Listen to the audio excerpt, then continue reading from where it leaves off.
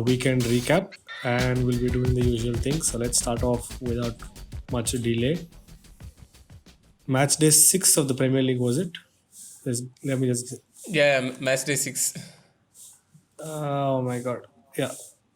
Yeah. So we'll talk about who first. Who do you want to do first? Yeah, we'll talk about we'll talk about like Everton Southampton game and what went wrong there. I think you watched that game. I definitely watched that game.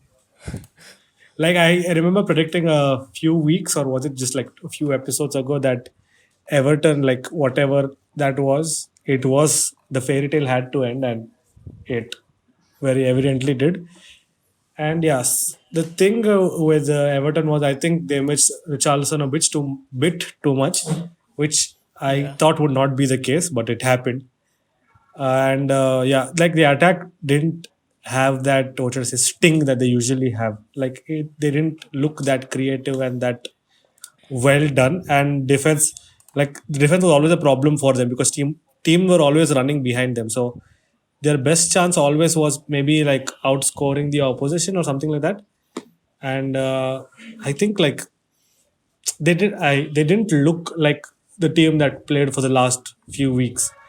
And given that they're not in Europe, I expected better from them, but I don't know, because the other teams have to play in Europe and come back. Maybe not Southampton, but the bigger teams do have to. And if you are going to contend for the league, you always already have an advantage that you don't have to play so many games in such a short span of time. So I definitely thought they'll do better, but yeah, all credit to Southampton. They actually outplayed Everton in every way, and it was not like it was not like it was one-sided again. But yeah, Southampton looked the slightly better team, and the obviously controversial red card, because every week we're going to have a controversy in almost every game anyway. So yeah, people, even I don't think it should have been a red card, but the referees are doing their stuff. So there's no point of ranting. Even when I come to the La Liga and talk about the El Clasico, I'm not going to say anything. There's no point at this point talking about it. So yeah, so if you have anything to add, please go on. Yeah, yeah, it is supposed to come to an end. It's like it's very hard for like unless you have what you call like they could have done it, they should have done it, I guess, because they were getting much more rest than the other teams who are in the top of the table. And yeah, it happens, I think so. Like even almost all teams, like you can't last so long unless you are some invincible team or something.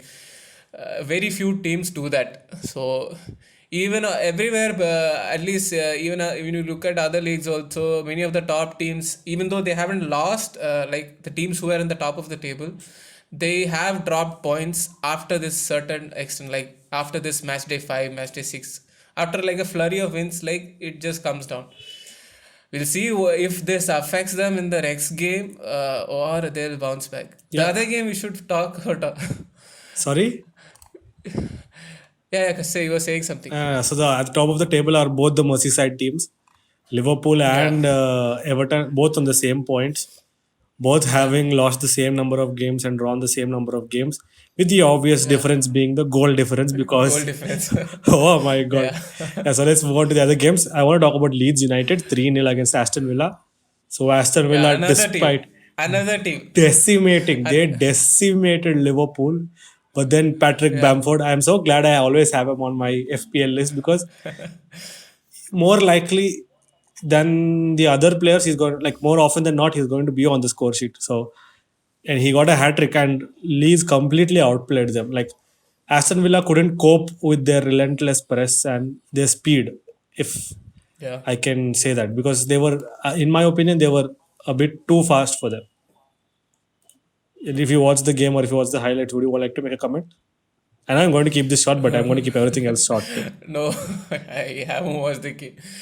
But yeah, like you see the same trend as Everton. Like I think, I think for Everton, I think they can still come back, but probably Aston Villa, I think this was like a miraculous start, and uh, yeah, even I think everyone is expecting this to come to an end, and it they had a harsh ending to it, harsh loss.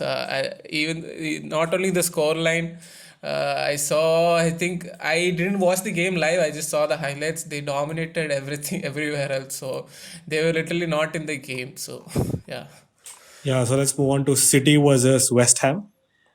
I yeah, honestly don't know what is happening to City at this point, but I, like it doesn't look like they are the title contenders as everyone expected them to be at the beginning of the season. They have looked very, very, very yeah, weak. Like yeah. the stats It's don't show it, but they are not playing like the typical City that we know. They obviously had better passing stats. They obviously had better possession. They obviously had better shots, like the as per the stats, but they didn't look convincing in any way. They had their no, it's chances. They had their chances. Not saying that West Ham outplayed them or matched them. They had their chances, but yeah. the obvious lack of a striker, a finisher, is always there. And I think that has been bad for City throughout the time that Pep Guardiola has been there. He's got brilliant strikers. It's not that he doesn't have. No one can No, replace Aguero. No one can replace Aguero Aguero. is there. The problem is that he gets injured, then it's all screwed Yeah, up. exactly. Done. They get Gabriel Jesus, and he is definitely not anywhere close to Aguero's level. And Yeah. whenever Aguero comes, it's like he plays 2 games, gets injured. He's like, I don't know what. It's like Joel Matip. He comes, he plays 1 game, he goes out. It's like that. Seasonal cameos. And like yeah, City were obviously the better team, but if West Ham could, Yeah. and the thing was, No. they West Ham Yeah. were leading, and City Yeah. only got back in the second half, and that to a Phil Foden. Yeah. And I'm going to say this much to the what should I say to upset of the City fans.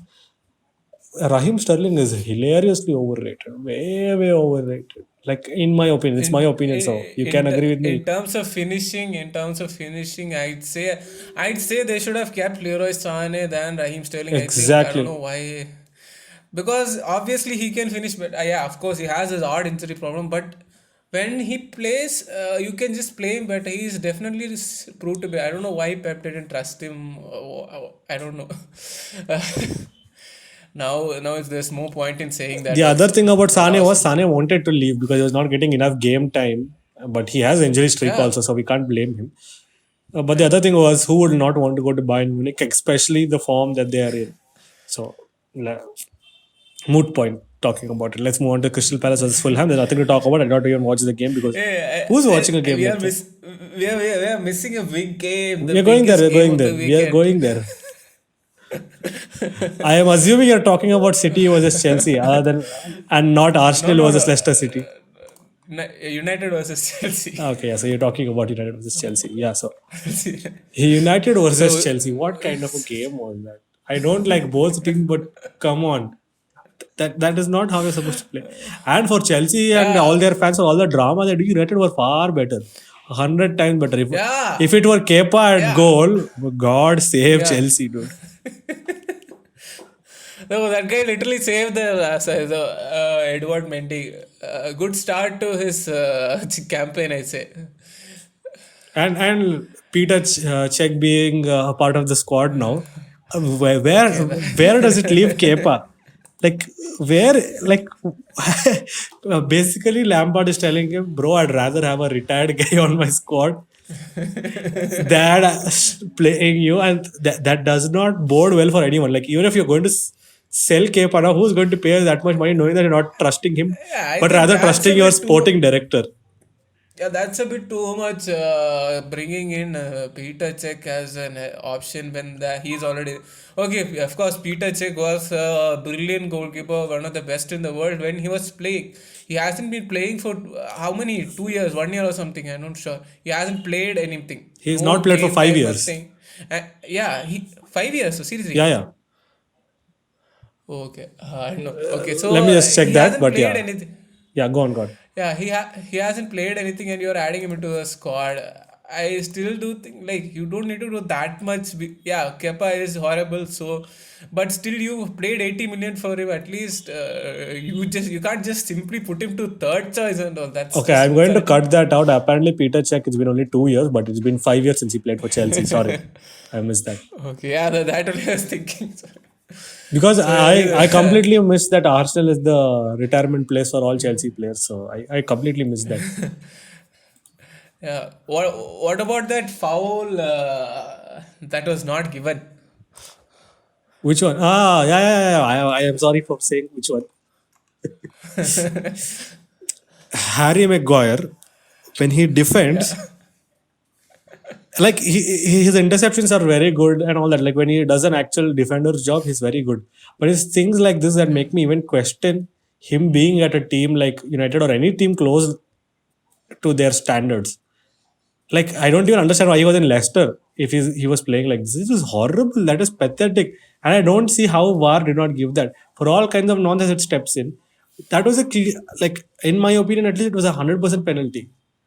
And like yeah. United just got away with that. Like I'm not going to say that their Certainly. preference and all because at this point there's no point of talking about that. But that was bad. That was like they're killing the game. That's all I can say. It was literally what do you call a headlock or something. He was literally locking He his head. he Like, held how him could you like miss that. that? It was like that. Okay, Like too much like nonsense. you're not We doing your don't. team any favors. Imagine Yeah, like let's move on to the Fabinho one in Liverpool. So Liverpool 1-1. yeah, Fabinho got a touch of the ball. yeah, It happened outside the penalty area. Maybe a little bit outside the penalty area, but it was definitely outside the penalty area. You could see it in the replays. See that's where it's coming. I was we were talking about no, they're like literally putting in millimeters difference for things like this, and they're not noticing obvious fouls like this. See, and what happened in El Clasico. We'll come to that later. So that is the problem here. We have there's no not the problem with war because if they're seeing this and if they're giving penalties or if they're giving fouls or if they're giving offsides for millimeters of this much difference, they should also look at obvious things like this. And So in the Liverpool game, the referee, on-field referee, I think ran off and looked at the monitor. If I'm not wrong, in that game or United game, one of those games, yeah, he ran off and looked at the monitor. I think it was the Liverpool game only. You looked at the yeah, monitor, even if the video assistant referee is telling you, you have your eyes, you can yeah, see it on the screen. Second point, yeah, yeah, apparently VAR said they were looking at the challenge and they were seeing yeah, if the challenge, if the incident, not even the challenge, they literally call it that, the incident happened inside the area or not. They were not checking if it yeah, was a foul or not in the first place. What kind of technology is yeah, this? I do not understand what kind of nonsense goes on. They already, I think they banned or they forbid one referee from being on VAR duties after the Merseyside derby. I think at this rate, all referees who yeah, are on VAR duty will be out. What kind of nonsense is that? And then they ruled out a Mo Salah goal. I don't know how that was an offside. Okay, even if that was an offside, I'll accept it. Okay, I will still accept it. What kind of nonsense is that Fabinho's yeah, thing then? Okay, I understand. Like I understand that yeah, he should not have done it in the first place. You should not put your team in a position to concede that. All of that, very good. He should not have done it. Yes, it is his fault that he did it. But was it a no, legitimate penalty thing? Penalty challenge? I do not yeah, understand. And if that was it, how come Maguire's challenge on Aspilicueta doesn't get a penalty? That yeah. you could see That's it. So what? Now he's in the air, so it's not valid. Like I don't understand what kind of nonsense that is. And second thing, if yeah. Van Dijk challenge, you call it offset for his arm being offset. This time the whole body was inside. No,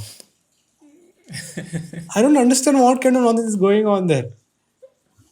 Oh my god. So yeah, I'm not going to talk about the Liverpool game. There's not much worth talking. Yeah, But they yeah, won the game. yeah, I think the Everton lost, and since Liverpool won the game, I think now they are really back in it because they're tied in points right now. yeah. Like now they can, if they perform well, like in they can the slump at Aston Villa would just be what do you call it? the scary nightmare or something that left off, they can actually push forward since they have a significant lead over the rest of the so-called top six teams now. And as far as I think, the teams that are surrounding them, like all these Everton, they might drop points in the future games. So I still feel I think Liverpool are the favorites still. So Yeah, even though, and both of you said Man City are going to win the title this year. Hypocrites. yeah, but I told Liverpool would finish second. So Okay, yeah. So with all they the were in the teams now mix. officially losing in the Premier League, the 2004 Yeah. team is still going to be an invincible team. So yeah, there is that. I So don't know how much any that other matters match? anyway. Any other match would you like to talk about, Yeah, or we'll we just move to the go over next the one? Leicester City versus Arsenal. Oh my Yeah. god. Like Leicester is like, I don't understand their inconsistency. They dominate certain teams. Like the big teams, they are like Chelsea of last season. Chelsea dominated or at least gave a good run for the money for all the big teams. Like when Yeah. they were facing any big team, it was a stiff competition and match was not one sided. Yeah. But they lost Yeah. against all the small teams. Exact same Jamie thing is going Vardy. on with Leicester City. I do not understand what is wrong with that team. Yeah. And yeah, it took Vardy to save them. And that too, Vardy scored at the 80th minute. Till that time, it was a humdinger. And given Arsenal had so many chances, I don't know why Arsenal didn't win. I think it's karma. You don't play better. This is what is going to happen to you. And I hope that keeps happening to you. Die, morons. No, I genuinely hate a team that does that. That guy, Ozil is a legend. Yeah, there's no Yeah. crappy teams, dude. All London teams are like this only. Let's move on to the Wolves versus Newcastle game. It was a 1-1 draw. Yeah. What was there to talk about it? Nothing. Wolves were leading with a Jimenez goal. And Yeah, Wolves how can you having concede a like that in the last inconsistent. minute? Yeah. They're being so inconsistent right now. They were clearly you the see more them. dominant side. They were clearly the more dominant side. What else is there? Brighton I was think a draw. Are a sort of team. I think this season you can expect anything. Like they can lose horribly, they can win nicely. You don't know where they're gonna finish. I still think I will go with my prediction of at the start of the season. I still think Yeah. Man City are going to finish second. I still think Liverpool are going to Yeah. finish first. Man City are going to finish Because second. And I still difference- firmly believe United are the going to finish third. As much as I don't like the team, I still believe United have a very good shot at finishing third. Despite United being 15th and City being 13th and all that, I still believe United are going to finish third. Like it's going to be exactly how I said it was top three. Four is going to have like, yeah, go on. The thing with Man City is that you see they are sitting in 13th, but the difference between the top and 13 is actually 4 points. I think 5 points. Yeah. So that's not much of a gap. So a good run of form, they can come back. So now they are up against it. I think now they'll be like, we have no choice. Like we are out of the top four, so we have to play. So they will up their game. I am hoping they'll do that. Hopefully. Yeah. What else can we expect? Like United are just- 15th, so like there's no chance of any of them going to relegation zone because the relegation zone is like actually fixed. Sheffield United, Burnley, and Fulham. I think Sheffield United will slowly climb out of it. And for people who have been expecting Aston Villa to go down, Aston Villa are right now third. So yeah. Fulham is like this team that comes up, gets relegated, then again comes up, gets relegated. Yeah, like I was think they reading have an become a article on the trend. Athletic about this. It's like these teams that are dominating the championship. They're not like dominating, but they're at least a bit Yeah. above level for championship, but they're not even at the level of Premier League. So maybe they should carve out a separate league for them instead of starting a whatever this project Big Six or whatever nonsense that is called. I think that would do a world of good because teams like Norwich or Fulham and all, they're not exactly bad, or Burnley are not bad. They're not like horrible. Yeah. But once they come to the Premier League, we automatically see that they're not at that level yet. So I don't know. Like Leeds are proving that they definitely deserve to be here. But other than that, I don't think any of these teams that have climbed out of the championship in the last like 2 or 3 seasons have actually been doing good. And that brings us to Burnley versus Tottenham. If it were not for Son's goal, I don't know what would have happened. Yeah, brilliant form that guy is in. That guy and Harry Kane, like they're combining very nicely. And Harry Kane Harry more Kane is now Firmino than Firmino. assisting. He's not That's scoring the what goal. more He's Firmino assisting. than Oh, Firmino. sorry. What did you No, say? I said people are calling him more Firmino than Firmino. A better Firmino. Like good for him, really good for him because he was facing a lot of criticism last season regarding his form. I think a good reply this season. And Son, like he stepped up to a next level, the best Asian player in the world as of now. Hands down. No one is close to him. Yeah.